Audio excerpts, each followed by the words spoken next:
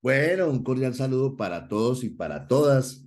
Queremos aprovechar este video para compartir con ustedes un tema que nos han venido, digamos, consultando recientemente. Y es si en el sector de la salud se puede hacer la huelga. Es decir, si es legal, si eso es ilegal, cuándo se puede hacer, cuándo no se puede hacer. En todos los casos es posible, ¿sí? ¿Qué repercusiones hay si de pronto esa huelga es ilegal?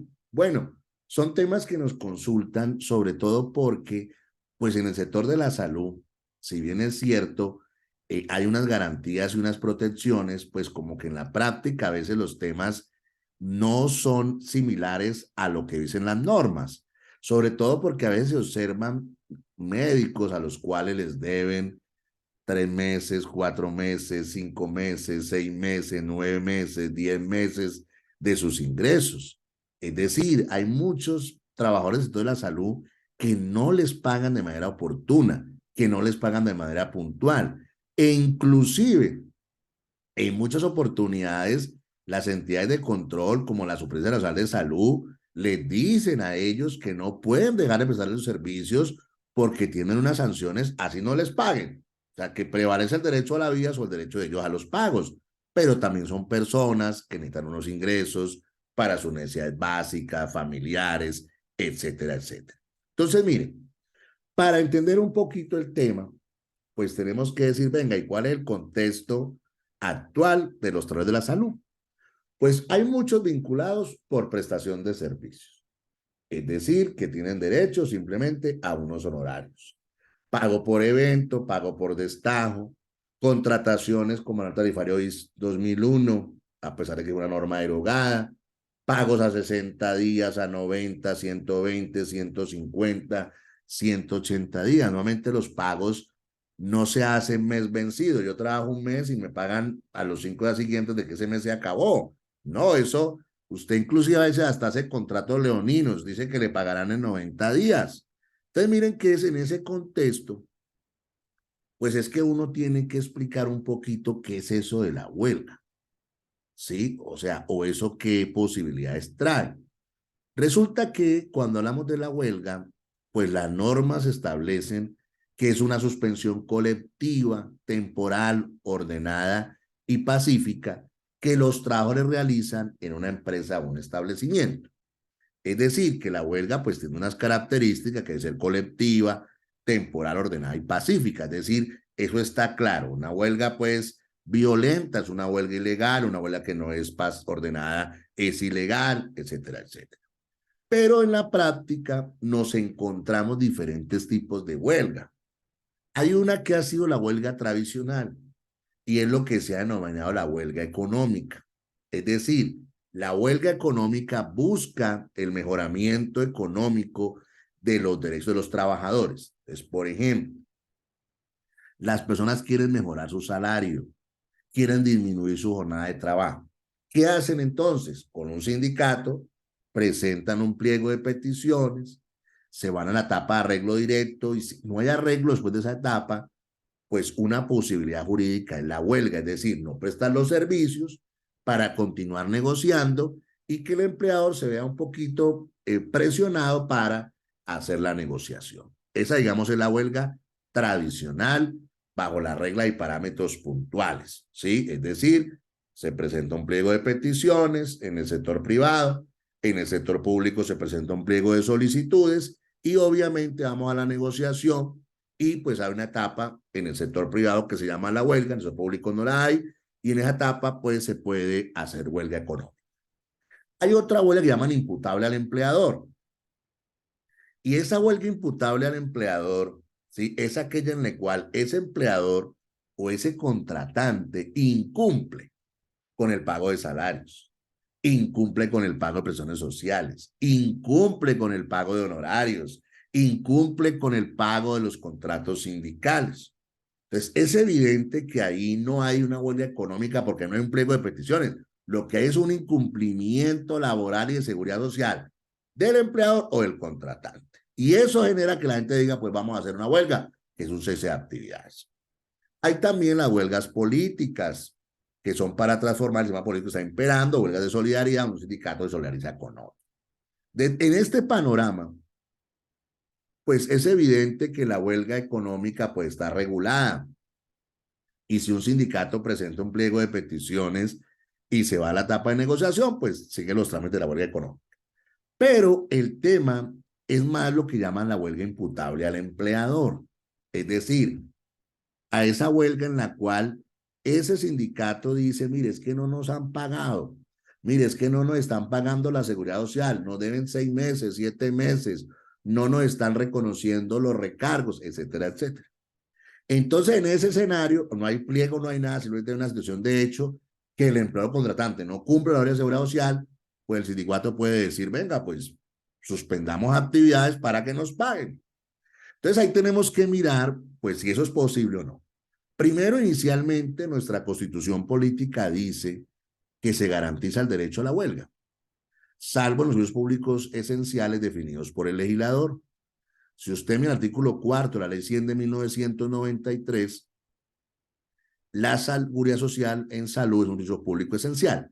Bajo ese parámetro, en el sector de la salud no podría haber huelga, porque está expresamente prohibido por la Constitución política y por la ley. Sin embargo, la Sala Laboral de la Corte Suprema de Justicia hizo unos matices donde permite la huelga, sobre todo cuando hablamos de incumplimiento laboral y al desempleador o de ese contratante. ¿Sí? Y pues obviamente estableció en primer lugar un aspecto muy importante y es que la huelga es un derecho fundamental. ¿Qué es lo que dice la Corte Constitucional? Que las movilizaciones y las huelgas promovidas en el sector de la salud no siempre son ilegales. Y no son ilegales porque en muchos casos la huelga lo que está colocando de presente o lo que quiere visibilizar son fenómenos como la corrupción, la precarización en el trabajo, las irregularidades en la contratación, las administraciones deficientes, lo cual genera un impacto negativo en el servicio de salud y en la mortalidad de los pacientes. ¿Eso qué quiere decir? Que para la Honorable Corte Suprema Laboral, pues la huelga en el sector de la salud es un derecho fundamental porque la huelga está colocando de presente situaciones complejas para los trabajadores, pero que a su vez, al ser compleja para los trabajadores, impacta negativamente el servicio de salud y el derecho fundamental a la salud de los pacientes. Punto. Entonces miren que ese es un cambio porque no se está diciendo que no se pueda hacer huelga. Inclusive, dicen claramente que lo que se prohíbe en las huelgas en el sector de la salud es interrumpir servicios que pongan en peligro directo e evidente la salud o la vida de las personas. Es decir, por regla general, no está prohibida la huelga en el sector de la salud, solamente hay que garantizar que no se ponga en riesgo, directo o indirecto, la vida o la salud de las personas. Y también para la Corte Laboral es claro que el impago prolongado en la remuneración de los trabajadores es algo grave, que afecta al mínimo vital del trabajador y de su familia, pues lo priva de bienes básicos como son la alimentación, el vestuario, la vivienda, la educación y otras necesidades elementales corrientes. Entonces, miren que este es un tema bien, bien interesante y bien importante para ser muy francos, porque lo que está claro es que la huelga en el sector de la salud no está prohibida, ¿sí? Y que esa huelga se puede presentar cuando hay pagos improlongados que afectan el mínimo de las personas y que afectan sus necesidades básicas, solamente con el límite de no colocar en riesgo la vida, la salud de las personas y de los pacientes.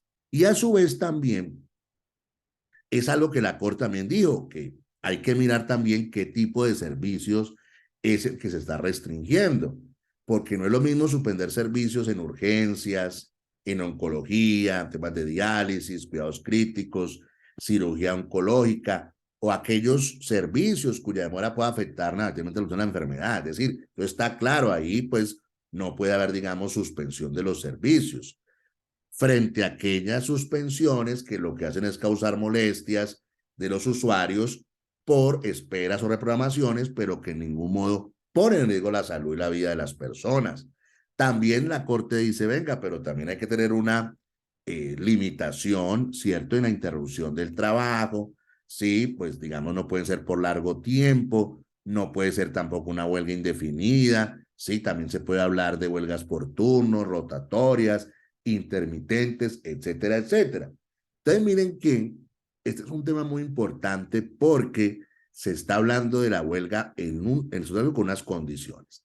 Pero también quiero hacer algunas aclaraciones porque en ocasiones, pues no hay huelga de parte de los de la salud, sino que simplemente se vence un contrato, por ejemplo, sindical, y al verse el contrato sindical, pues no hay contrato, por lo menos está obligada a prestar el servicio. Entonces, ahí no están en huelga, simplemente ¿qué es lo que están?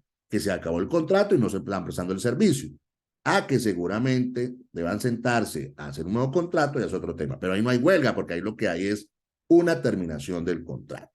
Y finalmente, algo muy importante es que, pues históricamente se decía que para hacer una huelga, pues cuando era imputable al empleador, se debía utilizar los trámites y procedimientos del Código Sustantivo del Trabajo, es decir, hacer una asamblea, convocar a todas las personas, ¿sí? Pero es evidente que la Corte Constitucional Laboral dijo que eso no es lo pertinente en estos momentos, ¿sí? Esto no aplica para este tipo de huelgas imputables al empleador, sino que simplemente puede dar una decisión que puede ser tomada inclusive por el presidente o la junta directiva del sindicato. Eso es más o menos lo que uno podría indicar en este punto. Sin embargo, a manera de conclusión, ¿qué podemos decir? Primero, que está claro que en el sector de la salud los trabajadores presentan situaciones muy complejas, como es el incumplimiento en los pagos, el no pago oportuno, el no pago de seguridad social, lo cual genera que en muchas ocasiones el único mecanismo para lograr que les paguen, que les reconozcan sus derechos, es una suspensión de actividades o una huelga. Segundo, la regla general en el sector de la salud es que en huelgas imputables al empleador o al contratante son permitidas, son viables y son posibles. Solamente que hay que tener en cuenta que no se puede colocar en riesgo la vida o la salud de los pacientes, tampoco pueden ser prolongadas y hay muchas opciones diferentes para hacerlo. Y tercero, que es como una invitación para las entidades, porque es que lo que no puede ser posible es que a ti no te paguen hace 6 meses y tú le digas a ese empleador, ese contratante, por favor, páguenle, y no le paguen. Pero los sindicatos, los trabajadores se aglutinan, cesan actividades, no prestan el servicio y por una extraña razón aparecen los dineros. ¿Por qué? Porque el mensaje que tú estás enviando es que si quieres que te paguen, tienes que suspender actividades, si no, no te pagan. Eso honestamente genera unos precedentes que son inauditos y que no se pueden permitir, porque no es posible que si no hay huelga, no hay pago. Y si hay huelga, entonces hay prestación de servicio. Y finalmente, en muchas ocasiones no se presentan huelgas ni ceses de actividades, sino simplemente terminación de los contratos. Cuando un contrato se termina, por ejemplo, con un sindicato, el sindicato no está obligado a prestar el servicio porque el contrato se acabó. Entonces, ahí no es que estén en huelga ellos, simplemente es que el contrato se acabó y mientras no haya un nuevo contrato, pues no pueden prestar el servicio. De esta manera quisimos hacer este video para compartir con ustedes este tema que obviamente genera pues muchas dudas, inquietudes, pero también siempre hay que armonizar estos derechos fundamentales como el derecho al ingreso, como también el derecho a la vida de las personas.